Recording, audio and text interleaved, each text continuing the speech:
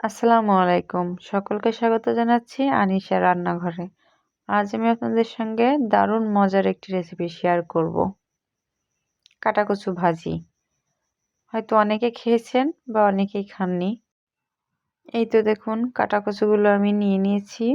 কাটাকচু ভাজি করেও খাওয়া যায়, কাটাকচু ভর্তা করেও খাওয়া যায়, যে যেভাবে পছন্দ করবে। এই তো আমি কাটাকচুগুলো কুচি করে নিয়েছি। এবার আমি একটি কড়াইয়ে তেল বসিয়ে দিয়েছি। এখানে আমি প্রথমে 2টা শুকনো মরিচ মাঝখান থেকে ভেঙে তেলের ভিতরে দিয়ে নিয়েছি। একটু নেড়ে চেড়ে এবার এখানে আমি পেঁয়াজ কুচি, কাঁচামরিচ কুচি দিয়ে দিব, রসুন কুচিও আছে, দিয়ে নেড়ে চেড়ে এখানে আমি কাটাকচুগুলো ঢেলে দিব। কাটাকচুটা অনেকক্ষণ সময় নিয়ে ভাজতে হবে।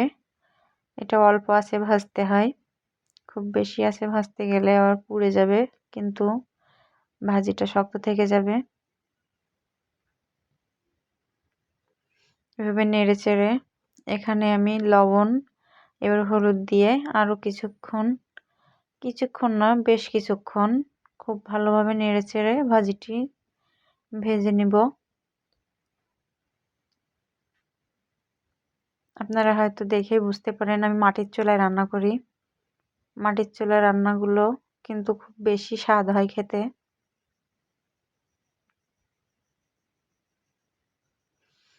এই তো এইভাবে নেড়ে চেড়ে আমি ভাজিটা ভেজে নিব। এখানে আমি মশলা অ্যাড করেছিলাম, সেটা অফ ক্যামেরায়, এজন্য দেখানো হয়নি। এখানে আমি জিরা গুঁড়ো এবং গরম মশলা গুঁড়ো দিয়ে নিয়েছি। মশলাটা কিন্তু দিতেই হবে, না হলে ঘ্রাণ আসবে না এবং খেতেও খুব বেশি ভালো লাগবে না।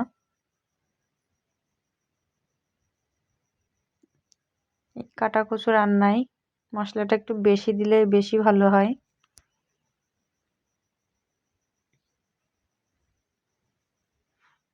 এই তো এভাবে নেড়ে চেড়ে আমি ভাজিটা ভেজে নিব।